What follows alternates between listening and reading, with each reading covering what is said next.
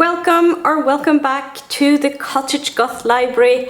I am Lunacha, or Luna for short, and today I want to talk about this book. So this book has been all over YouTube, Instagram, all over the place where books are talked about, I guess. And the cover is gorgeous. And then I found out it's supposed to be Viking-inspired. Of course, I was like puzzled by the dress and how she was dressed because Vikings. But I was like, I can let that go.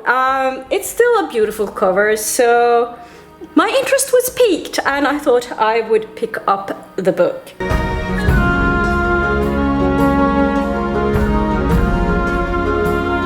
For those of you who don't know, I am Norwegian, and that means that the Norse myths and the history of the Norse people are very much a part of my history and my culture as well. When I was in school, we were taught about Vikings, we were taught about Norse myths, so these are all things that are not unfamiliar to me. And also Norse and Nordic and Norwegian folklore as well. So I just wanted to get that out there so you have an idea of my standpoint and my background and how I am going into this book when I'm reading. I thought I would just read out the premise of the book because I think it's easier just to read what's normally on the back of the book. The book I borrowed was a library copy and there's nothing really about the book on the back. So I found it on my phone on the web, and I am going to read from the premise. Bound in an unwanted marriage, Freya spends her days gutting fish but dreams of becoming a warrior and of putting an axe in her boorish husband's back. Freya's dreams abruptly become reality when her husband betrays her to the region's Jarl, landing her in a fight to the death against his son Björn. To survive, Freya is forced to reveal her deepest secret. She possesses a drop of a goddess blood, which makes her a shield maiden with magic capable of repelling any attack. And it's been foretold that such magic will unite the fractured nation of Skarland beneath the one who controls the Shield Maiden's fate. Believing he's destined to rule Skarland as king, the fanatical Jarl binds Freya with a blood oath and orders Björn to protect her from their enemies. Desperate to prove her strength, Freya must train to fight and learn to control her magic, all while facing perilous tests set by the gods.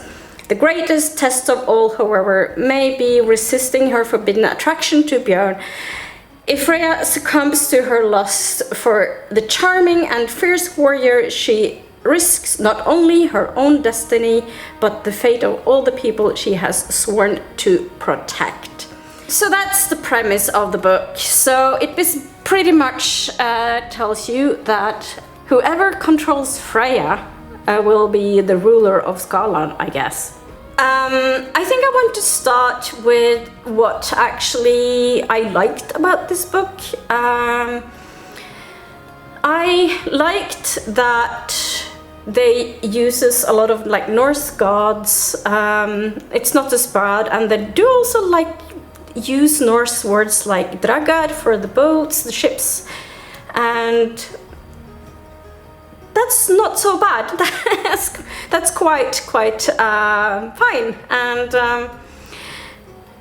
I also don't mind a lot of the others. There's other things I don't mind as well.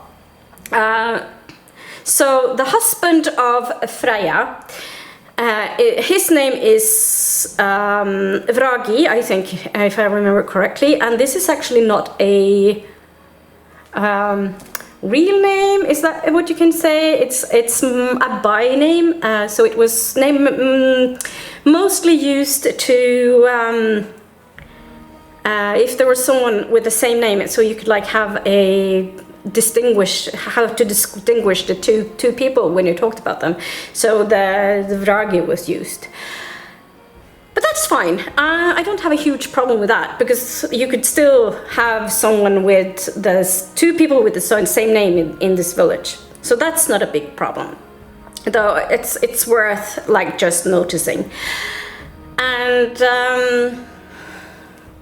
another thing I reacted to was that, well, not so much when I found out that her first marriage was arranged. I was a little bit puzzled, because it wasn't very common among the Norse women or the Norsemen to have forced marriages. And then I had to just like do a little bit of research, because I was like puzzled by this, and it turns out that it did happen, but when it happened, it usually ended by either divorce, that the woman would divorce the husband, because yes, Norse women would divorce people, or men. And another outcome would be for the woman to unalive her husband. So there's that. That being said, this is not a spoiler, because it happens at the very beginning of the book. She actually do unalive her then husband, and he's pretty much a bully and not very nice at all. So not a big loss. I wasn't saddened by that. Another thing that didn't like that much though was she's then forced into another arranged marriage, and that's not very usual. So that's another thing I kind of didn't like that much. But I guess it's something that is used for the story to sort of work, if that makes sense to you. But I think for me, it's like, yes, you have Freya and the whole story about her being tested and how she's sort of fated to kind of rule or be the ruler, or not she's, but whoever's like she's will like decide her fate, will say something about who will rule Skyland. And I don't know, I didn't feel that was much of a super solid thing in the book. I also reacted to some of the use of the words, like the old words. So the author, and this is one thing, I talked to Ven about this over at Ven's Corner. I'll leave a link to his channel down below. When I talked to him about it, and because it really annoyed me, she has this, there's this scene where they are going through a mountain, and it very much reminded me of, if you've read Lord of the Rings, there's a scene there where they walk around, through some tunnels in the mountains, and they meet an army of the undead. So this happens in Lord of the Rings, and this kind of happens here as well, and they call this army for Draug. Being a Norwegian, Draug is a very familiar word. It is something that is very much a part of our folklore and our myths and our fairy tales, those kinds of things. And Draug means a monster, and it's basically a sea monster. It's a monster that was like out on the sea, and it kind of lured seamen into death. So I was like, but why do you use this word? And then I kind of actually realized that the word Draug has been used for like undead in Skyrim. So I guess it's kind of a mix of Skyrim and the Lord of the Rings inspiration, I would guess. But to me, it doesn't sound okay to use draug. And then you have an Old Norse word, which is draugr, which is very similar, but it's not quite the same. It's slightly different, and draugr means undead people. So it's a ghost of a person. So maybe it's like mixed up with that, but it could be any kind of person. It doesn't mean like warriors, like the author of the book uses it. So, but I think it's like very typical to a lot of romantasy books that they use words and they don't really go that deep into the meaning of the words, and they just like think that, oh, it's okay, and people don't really know, so what do I care? I'm not saying that it's the author's thoughts, but to me no, it doesn't sit right, to be honest with you, and it destroyed a lot of my liking for the book, I think. I also thought it was way too much spice. I read somewhere that the author didn't use that much spice, but to me it was so much spice. And I think it would if you cut out all the spice, I'm not sure this book would be able to stand on its own feet, to be honest with you. So to me, it has potential.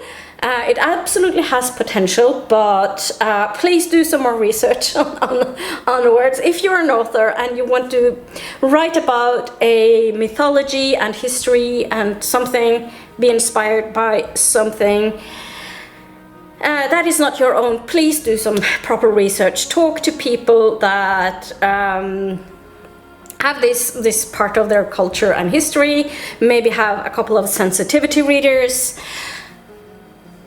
But yeah, so am I going to pick up the second book of this, or the next book in this series? I'm not so sure if it's a series or a trilogy or a duology.